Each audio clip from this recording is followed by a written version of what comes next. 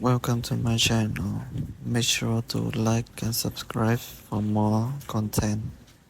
Thank you so much. She said, "You don't deserve access to me.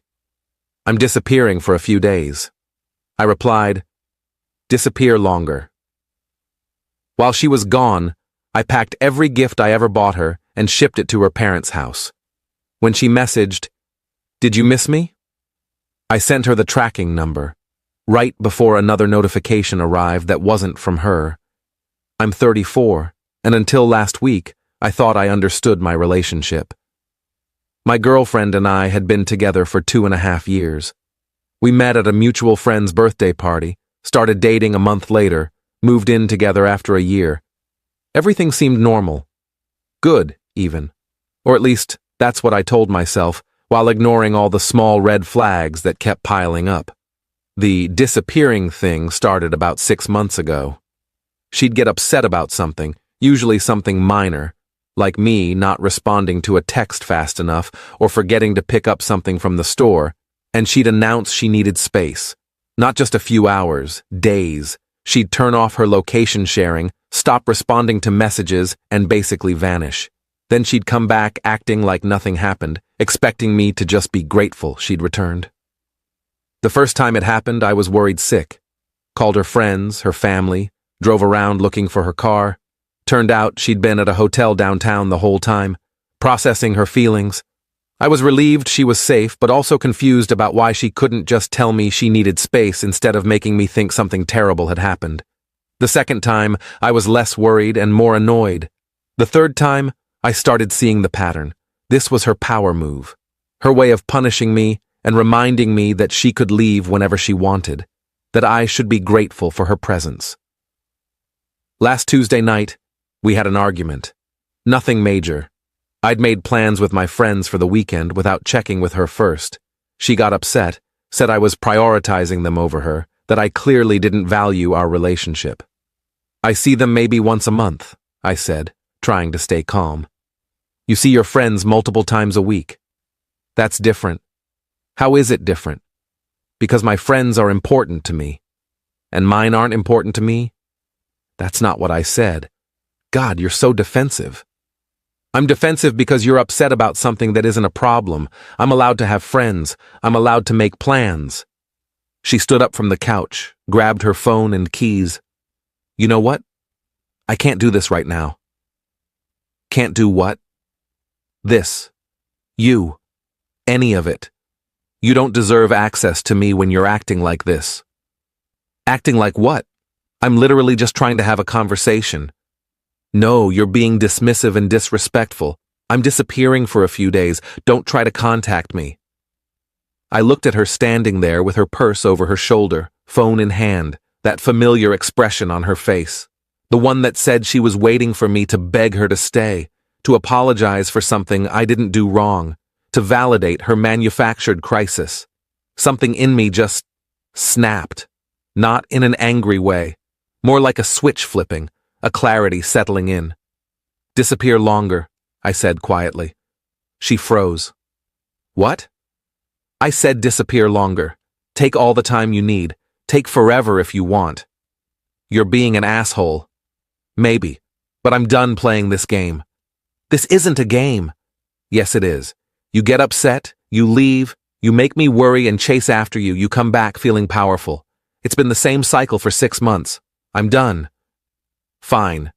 Don't come crying to me when you realize what you lost." She left, slammed the door. I heard her car start, heard her drive away. I sat on the couch for about 10 minutes, just breathing, feeling this weird sense of calm wash over me. Then I got up and started looking around the apartment. Everywhere I looked, there were things I'd bought for her. The expensive espresso machine she'd wanted for her birthday.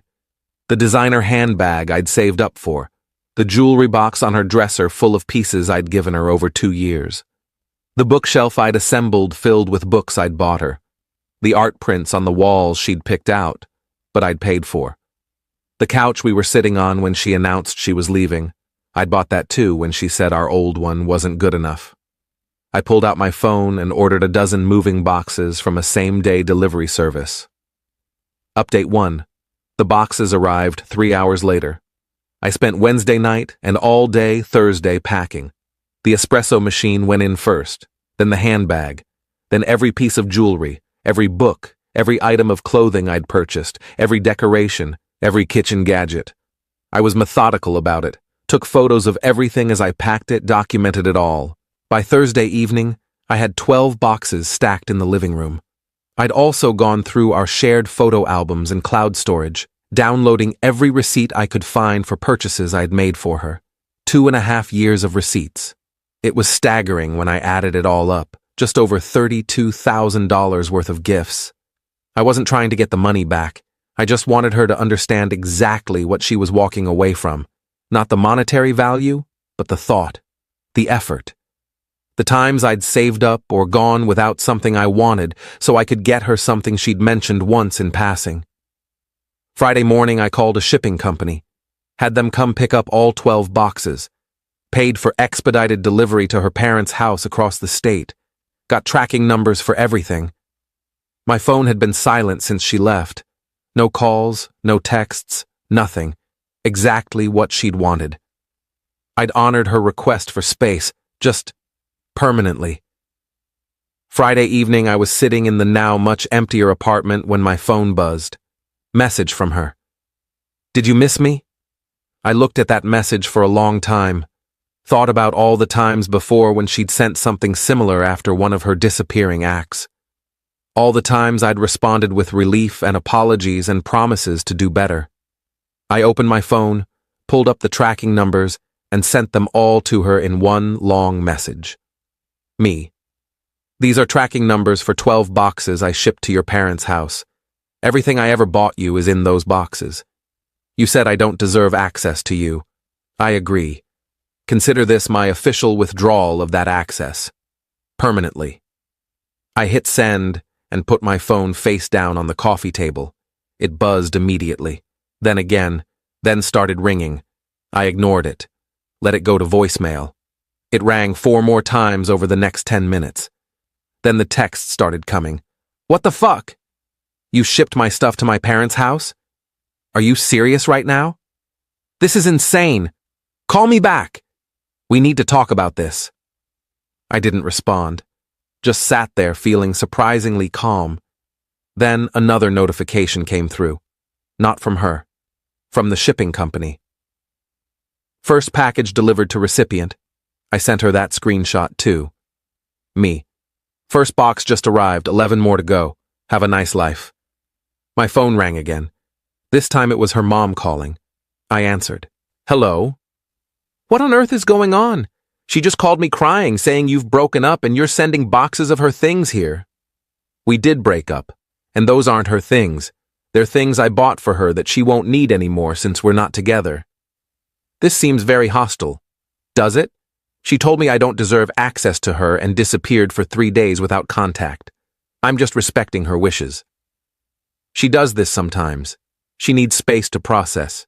You know this. I do know this, and I'm done with it.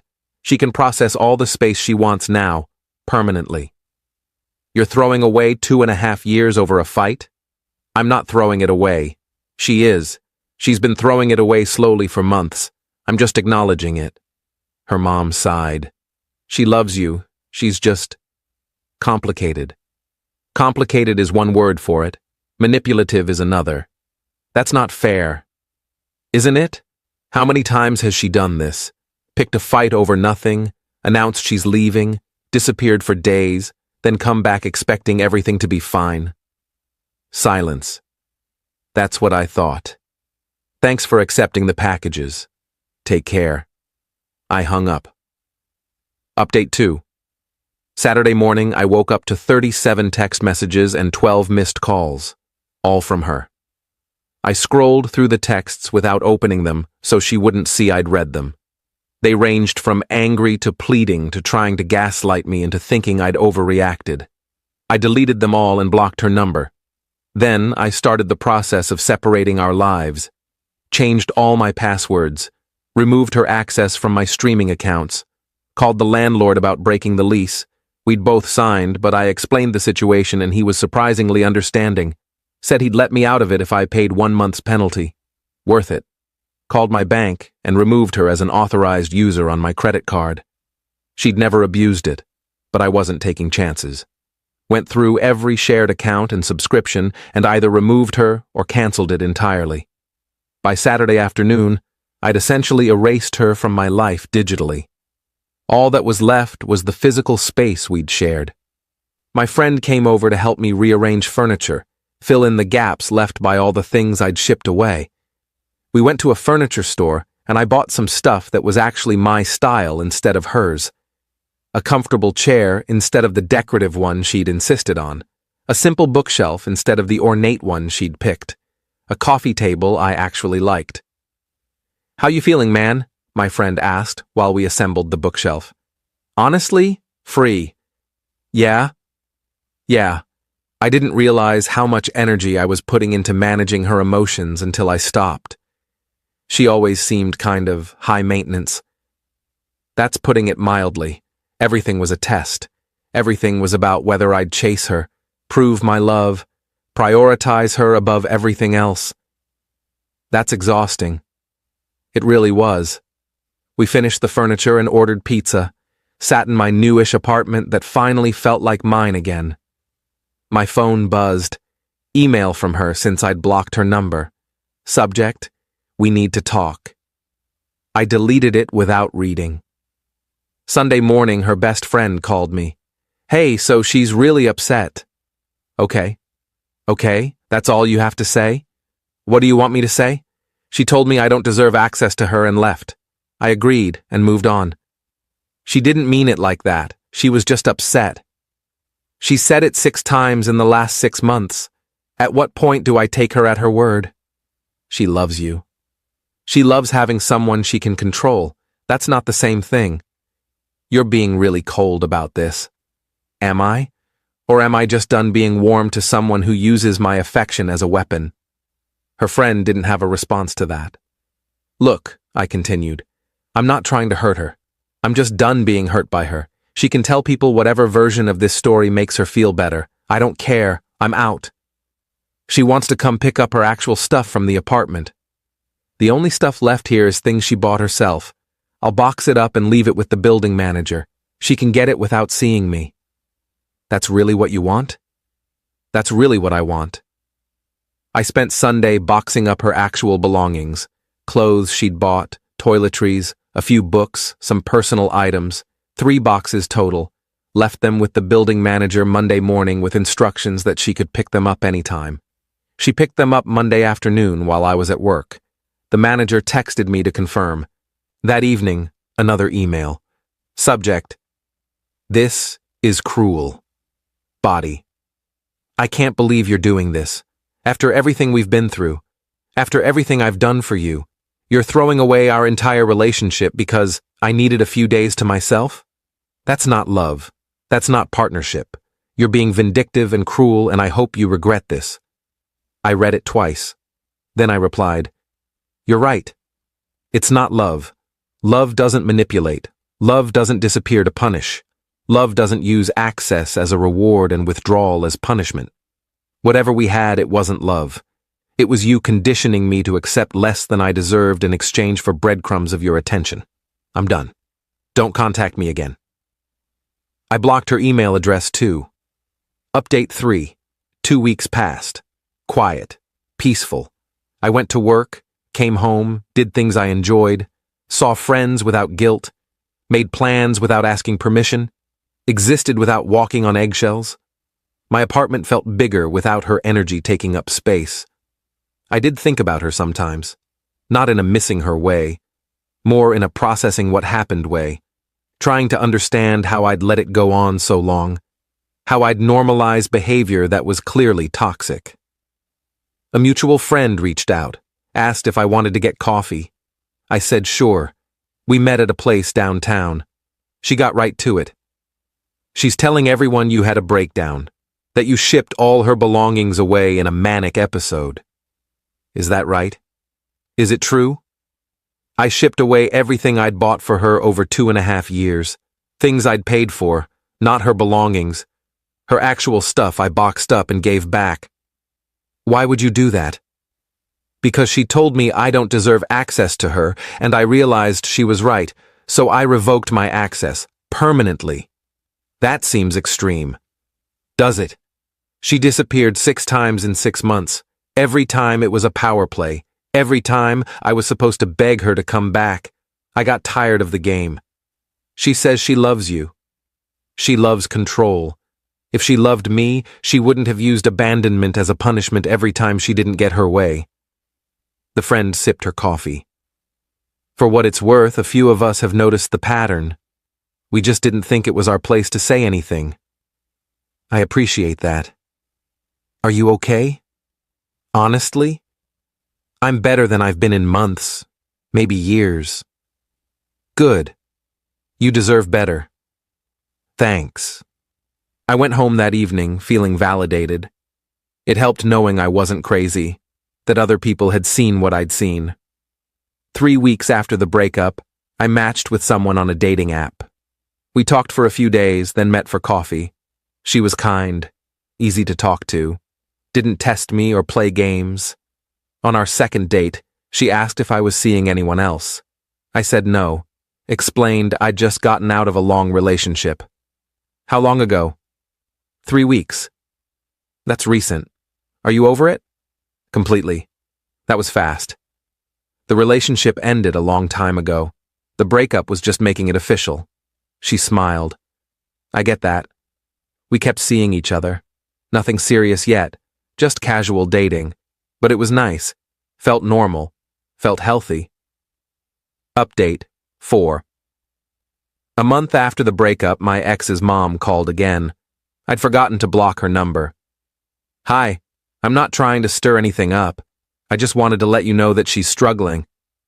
I'm sorry to hear that. Are you? I don't wish her harm. I just don't want her in my life.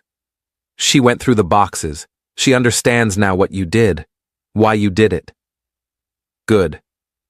She wants to apologize. I don't need an apology. I just need distance. She's changed. She's been in therapy, working on herself. I'm glad she's getting help, but that doesn't change anything between us. We're done. Can I ask you something? Sure. Did you ever actually love her? I thought about that. I loved who I thought she was. I loved the potential of what we could have been. But did I love the reality of who she is? I don't think I did. Not by the end.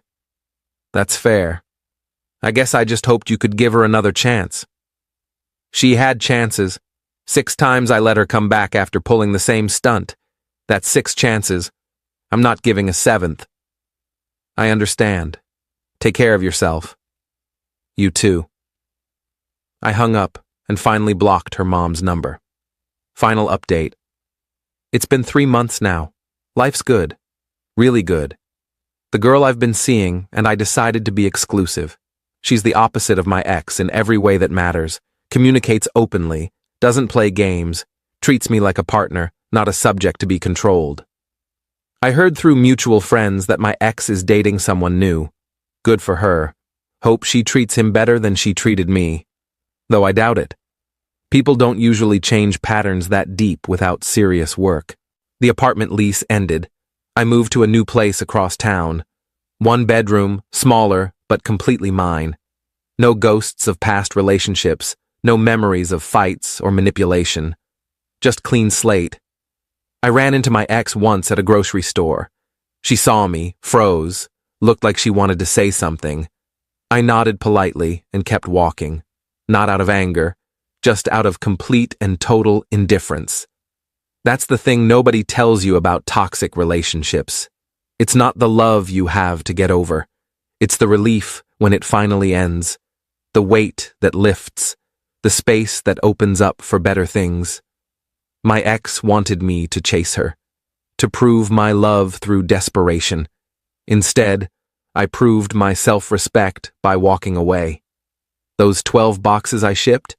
Best $32,000 lesson I ever paid for, because now I know exactly what I won't tolerate, what I deserve, what love actually looks like when it's real and healthy and not weaponized. She said I didn't deserve access to her. She was right.